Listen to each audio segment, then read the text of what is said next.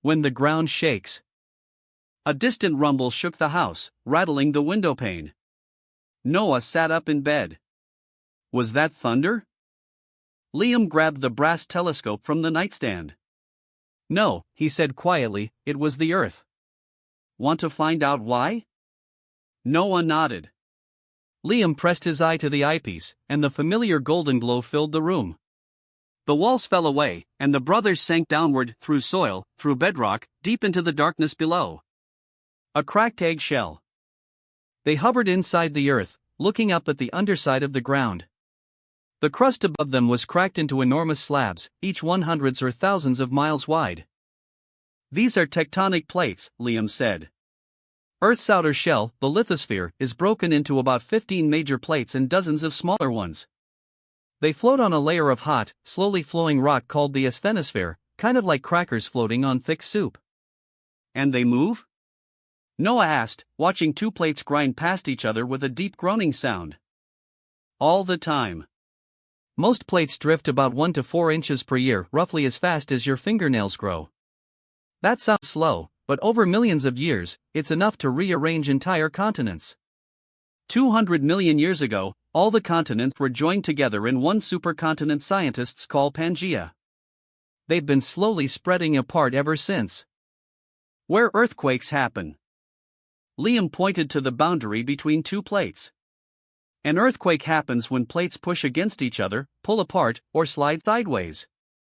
The edges don't slide smoothly, they lock together from friction, like two pieces of sandpaper pressed tight. Stress builds and builds until the rock suddenly snaps and lurches. That sudden release of energy is an earthquake. The place underground where the rock actually breaks is called the focus, or hypocenter, Liam continued. The point on the surface directly above it is the epicenter, that's where the shaking feels strongest. Noah watched energy ripple outward from a crack in the rock. Those look like waves in a pond. They are waves, seismic waves. There are two main kinds.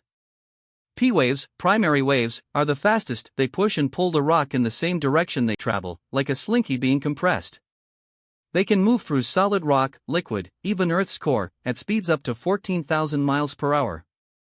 S waves, secondary waves, arrive next, they shake the rock side to side, like shaking a rope. S waves are slower and can only travel through solid rock, not liquid. Measuring earthquakes. How do scientists know how strong an earthquake is? Noah asked. They use instruments called seismometers that detect even the tiniest ground movements, Liam said. The measurement scale is called the moment magnitude scale. Each whole number means the earthquake is about 32 times more powerful than the number below it. So a magnitude 6 earthquake releases 32 times more energy than a magnitude 5, and a magnitude 7 releases about 1,000 times more than a 5. What does each number feel like? Noah asked. A magnitude 2 or 3 is a tiny tremor, you might feel a gentle rattle but think a truck drove by. A 4 or 5 shakes dishes, swings light fixtures, and cracks plaster. A 6 can damage buildings. A 7 can destroy a city. And a 9? That's the kind that reshapes coastlines and triggers tsunamis. History's great quakes. The strongest earthquake ever recorded was the 1960 Chilean earthquake, magnitude 9.5. It caused landslides, tsunamis that crossed the entire Pacific Ocean, and was felt as far away as Hawaii and Japan. It lasted about 10 minutes. In 1906, a magnitude 7.9 earthquake hit San Francisco. The ground ruptured for nearly 300 miles along the San Andreas Fault. Fires broke out that burned for 3 days, destroying 80% of the city. About 3,000 people died. The city was rebuilt, but the fault is still there, still slowly building pressure. The 2011 Tohoku earthquake in Japan was magnitude 9.1. It shifted the island of Honshu 8 feet to the east and moved Earth's axis by about 6 inches. The tsunami it created reached heights of 130 feet and traveled up to 6 miles inland. Noah was quiet for a moment. Can we predict them? Not yet. Scientists can identify fault zones where earthquakes are likely and estimate how often big ones might happen, but they can't pinpoint the exact day or hour. That's why earthquake-prone areas focus on building codes, designing buildings that flex and sway instead of cracking. The Earth is always moving.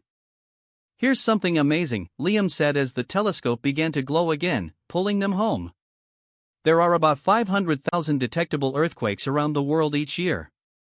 About 100,000 are strong enough for people to feel, and roughly 100 cause real damage. The ground beneath your feet is never truly still, it's vibrating all the time. They were back in their bedroom. A tiny aftershock hummed through the floor, a gentle reminder of the enormous forces churning below. Noah pressed his palm flat against the hardwood. "I can feel it," he whispered. "The Earth is alive." "It always has been," Liam said, setting the telescope on its stand. "Good night, tectonic plates. Good night, shaky ground."